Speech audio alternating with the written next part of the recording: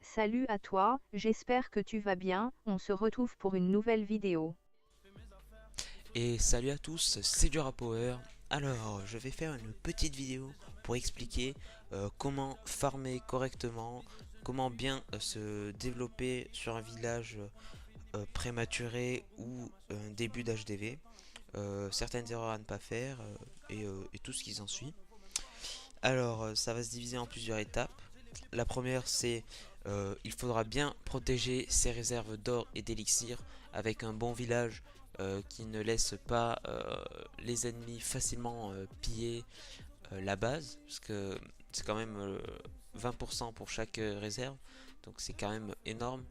Il faut éviter de se faire piller trop de ressources en défense.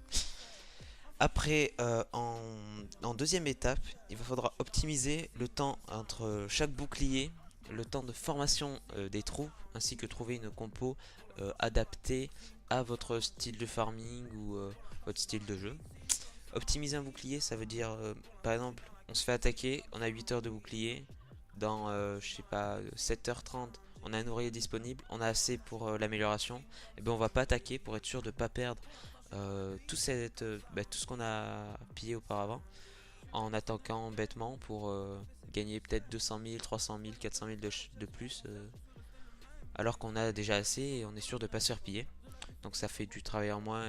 Optimiser le temps de formation des troupes, c'est-à-dire par exemple faire du barbare archer, ça coûte pas cher, c'est rapide à former, on peut en lancer deux fois les camps complets, les 440 troupes. Et le temps de faire la première attaque, peut-être que la deuxième sera déjà prête et on aura juste à rajouter par-dessus un truc. Et directement on pourra attaquer quasiment en permanence. En plus si on booste ses casernes, on attaque à l'infini. Puis trouver une compo adaptée, c'est suivant la ligue où on farm. Si on farm par exemple dans le Horde 2 jusqu'à Crystal 2, Barbare Archer va largement faire suffire. Par contre si on commence à aller farmer en Master et plus, là il va falloir commencer à prendre des compos qui coûtent plus cher, qui mettent plus de temps à former, mais peut-être pour avoir plus de ressources suivant les villages attaqués. Puis, troisième étape, avoir une bonne ligne et ne pas trop perdre ou gagner de trophées. C'est-à-dire qu'il ne faut pas monter trop en trophée. Si on est par exemple, je vais prendre mon exemple de Gold 2.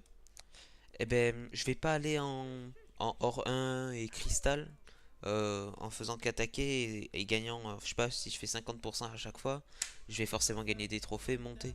Sauf que pour moi, ma zone de farm de prédilection, on va dire, c'est du hors 2. Donc il faut éviter de trop gagner de trophées et de sortir de ces zones et de trop descendre en descendant, quoi. Et merci d'avoir regardé cette vidéo en entier. Si tu arrives jusque là, je te propose de t'abonner et de mettre un petit like et d'aller voir d'autres vidéos sur la Häagen-Dazs.